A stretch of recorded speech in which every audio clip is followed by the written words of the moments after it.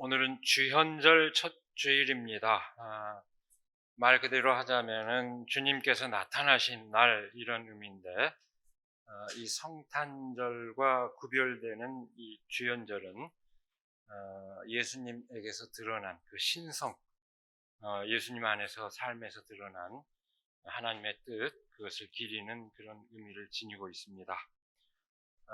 각 교회마다 전통이 좀 다른데요. 교회 전통에 따라서 동방박사가 드디어 예수님을 이렇게 경배하는 날, 그날을 되게 1월 6일로 보고 있습니다만, 그날 기점으로 삼는 교회 전통도 있고, 또는 예수님께서 세례 요한에게 세례를 받았다고 추정되는 날, 그날로 이렇게 그 기점으로 삼는 그런 전통이 각각 다르긴 합니다만, 대개 1월 지금 이 시기입니다. 어쨌든 이것을 역사적인 하나의 계기를 실증적으로 검증하는 일은 어려운 일이고, 중요한 것은 그 의미에 있다고 하겠습니다. 그 뜻을 기리는. 오늘 본문 말씀은 이 세례자 요한과 관련해서 그 예수 그리스도의 삶의 의미를 되새기는 그런 말씀입니다. 예수님의 선구자로 그려지고 있는 세례 요한이 예수 그리스도를 진정한 하나님의 아들로 선포하는 내용입니다. 요한복음을 제외한 나머지 세 복음서는 모두가 예수님께서 세례 요한으로부터 세례를 받았다는 사실을 분명하게 명시를 하고 있습니다. 그러나 요한복음은 그걸 분명하게 명시하지 않습니다. 그걸 명시하지 않은 채 자신이 베푸는, 세례 요한이 베푸는 그 물세례의 의미와 장차 예수님께서 베푸실 성령으로 베푸는 그 세례의 의미를 구별하면서 바로 그 성령으로 세례를 베푸실 예수님이야말로 진정한 하나님의 아들이라고 선포하고 있습니다. 성령이 예수님께 머무는 것을 보고 비로소 그가 하나님의 아들이라는 것을 알게 되었다는 그런 선포입니다. 오늘 말씀에 선포된, 사실 이 내용은 일종의 부연 설명에 해당하는데, 그 부연 설명에 앞서서 요한은 자신에게 다가오는 예수님을 보고 아주 의미심장한 선포를 합니다. 첫 마디입니다. 보시오, 세상 죄를 지고 가는 하나님의 어린 양입니다. 이 말씀을 통해서 하나님의 아들로서의 그 몫은 곧 어린 양의 몫과 동일시된다는 그 의미입니다. 그것을 우리는 이 말씀을 통해서, 오늘 본문 말씀을 통해서 집약적으로 그 의미를 그렇게 새길 수 있습니다. 그러면 여러분, 어린 양은 어떤 존재일까요? 우리에게 아주 익숙한 표상입니다. 익숙한 표상이고 성서에서 수없이 많이 자주 등장합니다. 예를 들면 우리가 기억하는 대로 한계에 보면 어떤 게 있을까요? 하나님께서 아브라함이 아들 이삭을 제물로 바치려고 할 때 하나님께서 미리 준비해 둔 그 어린 양을 우리는 떠올릴 수 있습니다. 그 다음에 또 이사야서 52장이 그리고 있는 고난받는 하나님의 종을 어린 양에 비유한 것을 또 되게 알고 있을 것입니다. 그리고 신약의 요한계시록에 보면 최후의 심판자로서 등장하는 그 어린 양에 관한 이야기, 우리가 여러 문맥에서 이 어린 양에 관한 표상을 볼 수 있습니다. 그러나 가장 전형적인 하나의 경우를 예를 든다면 이른바 속죄 제물로서 염소, 레위기 16장에 나오는 그 경우를 들 수 있습니다. 그래서 여기 염소와 양은 그냥 어떤 맥락에서는 구별되는 것들이 있지만, 염소와 양의 표상이 통상적으로 그 어린 염소는 어린 양으로 이렇게 대체되기도 합니다. 백성의 죄를 대신 짊어지고 광야로, 제사장이 어루만진 다음에 광야로 내보내지는 염소, 이른바 우리가 가장 잘 알고 있는 익숙한 표현으로 얘기하자면 희생양입니다. 제물로 드려지든 광야로 내보내지든 그 역할은 백성의 죄를 대신해서 희생되는 것입니다. 그 희생양 덕분에 공동체는 죄를 씻고 평화를 누린다는 믿음이 그 밑바탕에 깔려 있습니다. 그러나 여러분, 그것이 우리가 알고 있는 희생양의 개념입니다. 그러나 성서, 특히 신약의 복음서와 서신서가 말하는 어린 양이 과연 고대의 그 종교적 개념으로서 희생양과 그대로 일치하는 것일까요? 일단 동일한 기원을 갖고 있는 것은 사실입니다. 동일한 기원에서 비롯되는 것은 사실입니다. 한 공동체의 평화와 안전을 위해서 희생양을 찾는 것은 고대 세계에서 아주 일반화되어 있었습니다. 아주 일반화되었고, 특히 고대 그리스에서는 아예 그 역할을 맡는 집단이, 사람들이 파르마코스라고 하는 인간 희생 제물이 예비되어 있기도 했습니다. 사회적 위기에 처할 때 그 사람들을 제물로 하나씩 바치는 그런 부류가 예비되어 있기도 했습니다. 아주 일반화되어 있었습니다. 그런데 여러분, 더 놀라운 것은 사실은 오늘날 우리가 알고 있는 희생양이라고 하는 이 개념을 전제할 것 같으면은 이 희생양의 개념은 고대 세계에만 있었던 게 아니고 오늘날에도 버젓이 살아있습니다. 오늘날에는 일종의 사법적인 절차로 또는 더 교묘한 형태로 일상에서 이 희생양의 개념, 희생양의 메커니즘이 위력을 발휘하고 작동하고 있고 위력을 발휘하고 있습니다. 고대의 유순만이 아니고 여전히 우리의 삶에 이 개념은 살아있습니다. 오히려 이 현대적인 개념에 희생양의 의미가 훨씬 더 잘 드러나 있습니다. 그 희생양 메커니즘은 누군가에게 죄를 뒤집어 씌워서 공동체로부터 영원히 배제함으로써, 추방함으로써 공동체의 안전을 지킬 수 있다고 여기는 삶의 방식을 뜻합니다. 죄 있는 자를 척결함으로써 무고한 이들이 평화를 누린다는 의식이요, 바로 그런 의식에 따른 삶의 방식입니다. 한마디로 얘기해서 사회적 약자를 배제하는, 폭력을 은폐하는 삶의 방식입니다. 고대 세계에서는 이것을 종교 의례로 정당화했고, 이에 따라서 사람들은 자신들이 무고하고 안전하다는 허위의식 속에서 갇혀 살아갔습니다. 안락하게 살아갔습니다. 오늘날에는 종교적 의례로서보다는 의식적인 생활 방식으로 자리하고 있습니다. 수없이 많습니다. 처음에 사법적 절차로서 국가보안법에 따라서 빨갱이라고 낙인 찍는 순간 비국민이 되고 비인간이 됩니다. 그뿐입니까? 장애인들의 이동권에 대해서는 아랑곳 하지 않고 비장애인이 전철을 타는데 1분이라도 늦어서는 안 된다고 여기는 시정 책임자의 태도 똑같습니다.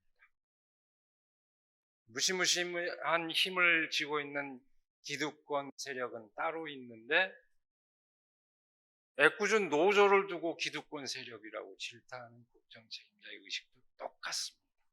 이것이야말로 오늘날 우리에게 버젓이 살아있는 희생양에 대한 의식입니다.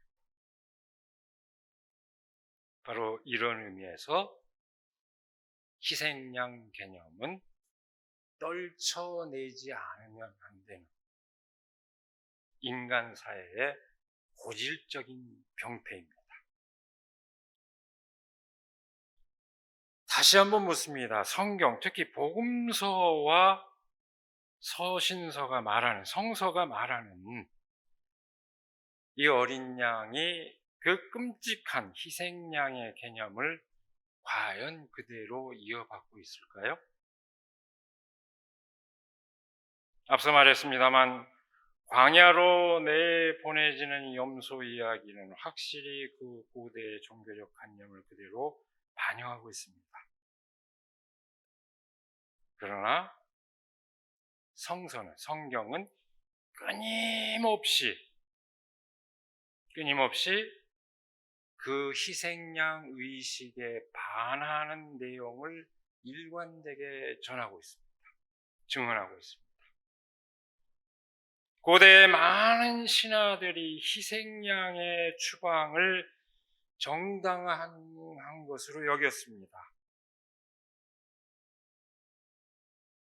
다시 한번 한계하지만 이때 그 희생양은 우리가 현대적인 의미에서 연상하는 그 의미 그대로 바로 그것처럼 한 공동체 안에서 제거해도 좋은 사람을 뜻합니다. 성경은 끊임없이 그런 메커니즘의 부당성을 우리에게 환기해 주고 있습니다. 고대의 많은 신하들이 공통적으로 인간의 어떤 불가피한 희생을 정당화하고 공동체의 정당성과 안전을 역설하는 반면에 성경은 끊임없이 가해자의 부당성과 그에 대비되는 희생자의 억울함을 성경은 끊임없이 환기시키고 있습니다. 그렇게 환기함으로써 오히려 공동체의 갈등 상황과 불편함을 성경은 그대로 드러내주고 있습니다.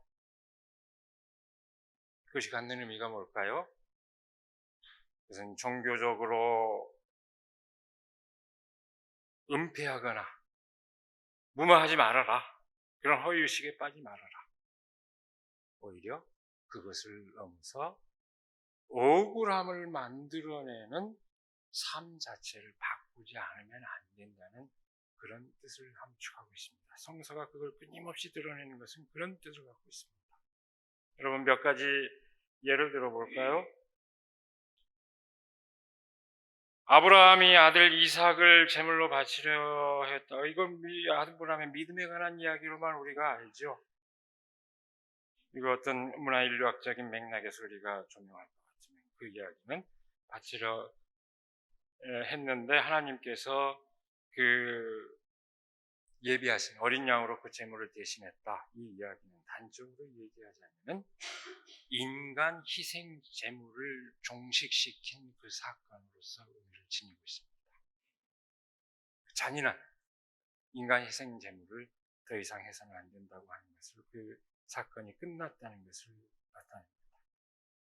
또 다른 얘기가 있죠. 전혀 상관없는 것처럼 보일지 모르겠습니다만 요셉 이야기는, 창세기에 많은 비중을 차지하고 있는 요셉 이야기는 형제들에게서 배제되었던 주인공, 다시 말해서 희생양입니다.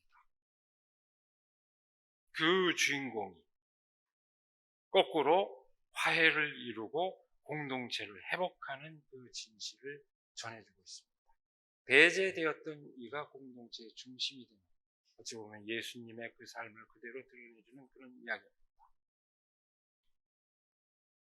그 다음에 또 어떻습니까? 실제로 이제 인간이 아니라 실제로 양으로, 그 희생양으로 대체되어서 속죄의식이 극적으로 행해지고 있을 때 예언자들은 뭘 외쳤습니까?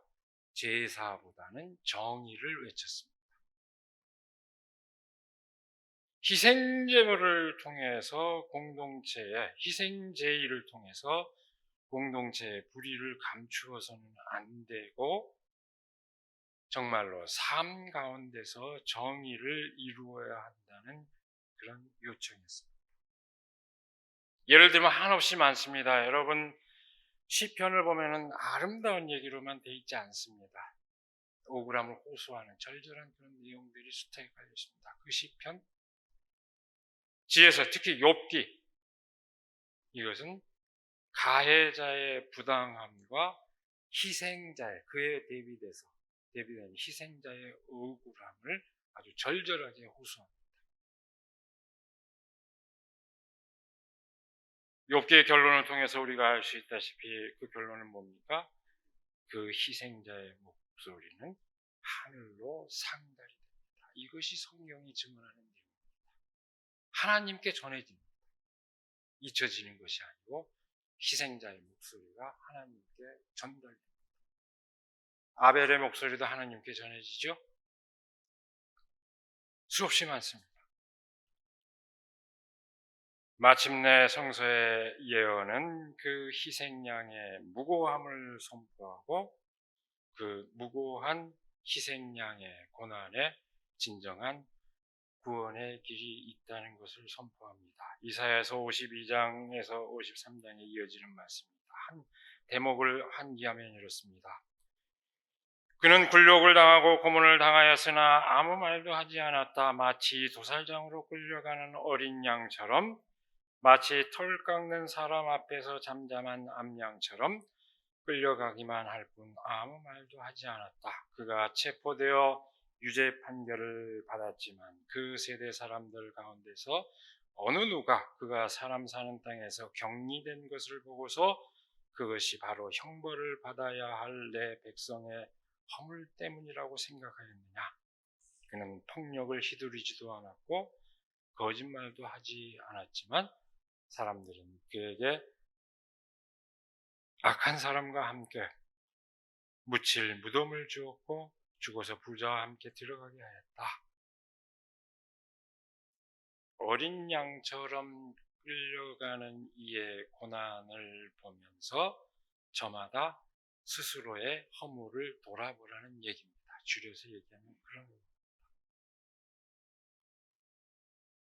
그가 고난을 겪고 끌려가는 것을 보며 스스로 안전하다고 나는 안도한다가 그것이 아니라 과연 누구의 허물 때문에 그가 그렇게 고난을 겪는지 저마다의 삶을 돌아보라는 얘기입니다. 그 진실을 깨달을 때 구원의 길이 열린다는 것을 뜻합니다. 하나님의 어린 양으로서 예수 그리스도의 진실이 바로 이 고난의 종의 그 의미에 그대로 맞닿아 있습니다. 여러분 어떻습니까? 예수님의 삶은 잃어버린 이들을 되찾는 것으로 일관합니다. 배제된 이들을 되찾는 것으로 일관합니다.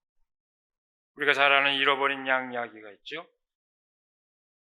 이해타산적으로 따지면 도저히 이해할 수 없죠. 나 한 마리 두고 한 마리 찾으나 어리석구나. 그게 문제가 아닙니다. 잃어버린 그 양이 소중하다는 것입니다. 단적인 예입니다. 예수님께서는 누군가에게 죄를 전가함으로써 자신은 의롭다고 여기는 사람들의 그 허위의식을 끊임없이 일깨웁니다. 가늠하다 붙잡혀온 여인을 두고 사람들이 흥분해서 돌로 내리치려고 할 때 예수님께서 뭐라고 외치십니까? 여러분 가운데 죄가 없는 사람이 먼저 이 여자에게 돌을 던지시오. 희생양을 찾고자 하는 욕구가 솟구치는 순간, 마치 전염병처럼 사람들을 감싸고 있는 그 순간 예수님께서는 그 폭력의 충동을 막아냅니다. 저지합니다. 배제된 이들, 희생당한 이들을 회복하는 것이 예수님께서 이루신 일관된 사랑의 삶이었습니다. 그러나 정작 예수님께서는 끝내 그 충동에, 당신은 그 충동에 오히려 희생 제물이 되고 맙니다. 무고한 예수님께서 십자가에서 처형당합니다. 모든 복음서는 누가 과연 유죄이고 누가 무죄인지 아주 분명하게 선포합니다. 무고한 예수님을 십자가에 처형한 이들이야말로 유죄입니다. 누가복음은 무고한 예수를 처형한 그 세상 권력의 실체를 아주 분명하게 말합니다. 헤롯과 빌라도가 전에는 원수였으나 바로 그날에 서로 친구가 되었다. 아주 의미심장한 얘기입니다. 유대와 로마의 권력이 한 통속이었다는 것을 말합니다. 그리고 더불어서 그 권력이 지배하는 체제 가운데 동참하는 사람들이 모두 한 통속이라는 것을 말합니다. 이들이 유죄입니다. 십자가 사건은 그 진실을 만천하에 드러내 주었습니다. 오늘 더 길게 얘기하지 못하면 사도 바울이 이어지는 얘기, 굉장히 많은 얘기가 있죠. 그 십자가 사건이 왜 세상 권력을 조롱하는 사건이 될까요? 그 권력의 적나라한 욕망을 그대로 폭로했기 때문에. 어쨌든 복음서는 더 놀라운 진실을 선포합니다. 그렇게 희생당한 예수께서 부활하셨다는 증언입니다. 공동체로부터 배제되고 상처 입은 그분이, 영원히 추방당한 줄로 알았던 그분이 공동체로 다시 복귀했습니다. 사람들 가운데로 다시 복귀했습니다.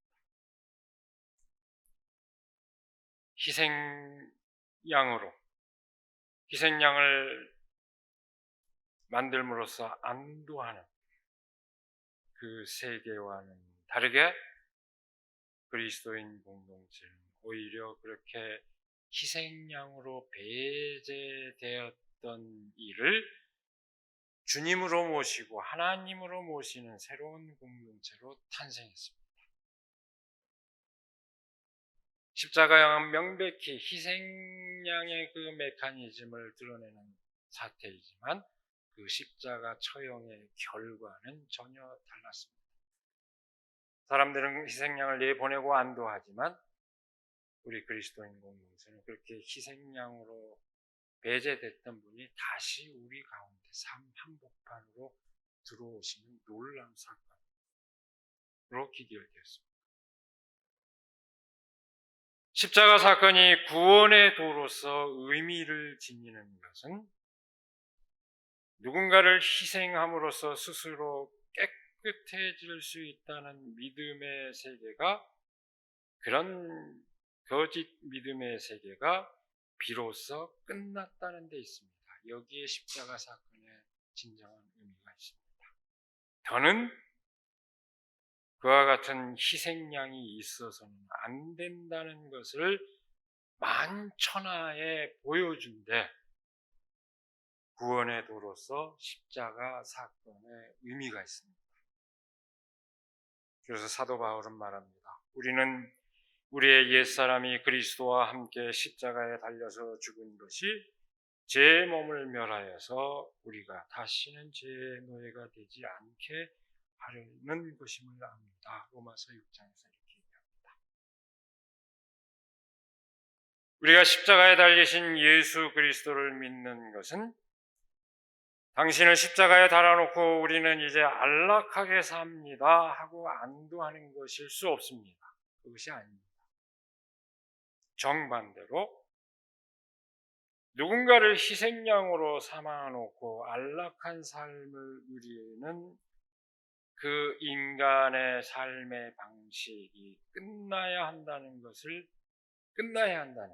그 염원을 확인하는 것이고, 그런 삶의 방식을 끝내야 한다는 것을 다짐하는 것입니다. 그것이 우리가 십자가를 바라보는 의미입니다. 바로 그 의미를 받아들일 때 십자가에 달리신 예수 그리스도를 믿는 우리의 믿음은 주술적인 그런 믿음이 아니라 진정한 삶으로서 예수님께서 보여준 사랑의 실현으로서 믿음이 될 수 있습니다. 여러분, 우리 그리스도교회, 기독교의 예배 가운데 희생제일에 해당하는 의식이 없다는 걸 유념하시기 바랍니다. 다 이유가 있습니다. 우리 삶으로 구별하는 거예요. 어쨌든 그렇게 그 의미를 받아들일 때 그 믿음은 나의 죄를 누군가에게 전가시키거나 나의 책임을 전가시키는 것이 아니라 서로가 함께 짐을 나누어지는 삶으로 구체화될 수밖에 없습니다. 그것은 인간 상호 간의 책임을 나눠지는 것을 뜻합니다.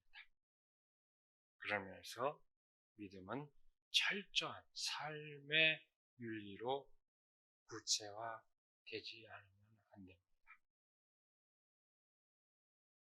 여러분, 오늘 우리가 읽은 이 요한복음은 예수 그리스도의 삶과 죽음의 의미를 아주 깊이 숙고한 끝에 탄생한 복음서입니다.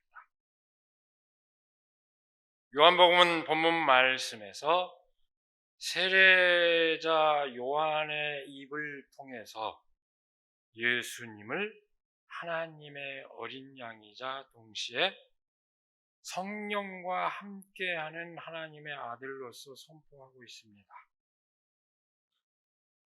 여기서 이로써 이제 어린 양은 끊임없이 반복하여 희생 제물이 되는 양을 뜻하지 않습니다. 오늘 말씀의 맥락에서 어린 양은 그런 의미를 지니지 않습니다.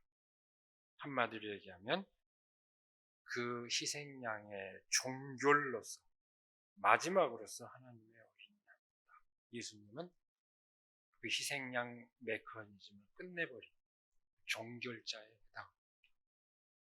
물론 현실에서는 끊임없이 반복됩니다만 그 신앙들은 예수님 이로써 끝내야 한다는 것을 보여주는 것입니다. 이것은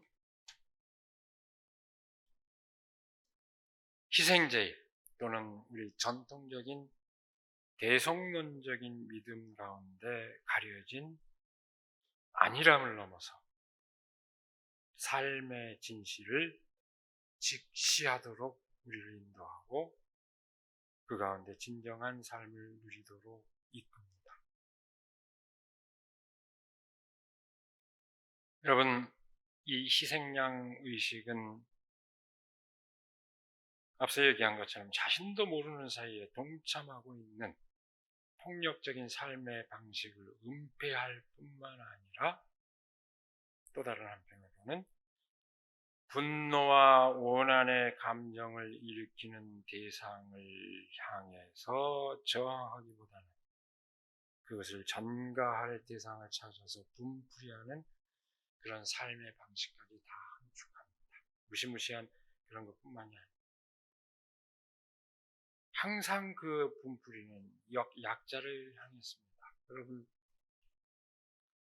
사장님한테 혼나고 사장님한테 따져야 할 분풀이를 못해서 괜히 집에 와서 부인이나 가족에게 풀거나 괜히 집에 가다가 길거리에서 만난 애꿎은 개나 고양이를 발길질한다거나 똑같은 의식입니다. 엉뚱한 데다 정가하는 깡통 차면 자기 발만 아프니까 다 그런 의식입니다. 그것이 아주 극단적인 폭력적인 형태를 나타나 아무나에게 길거리에서 칼을 휘둘러 버리는 사람들, 다 그런 의식입니다.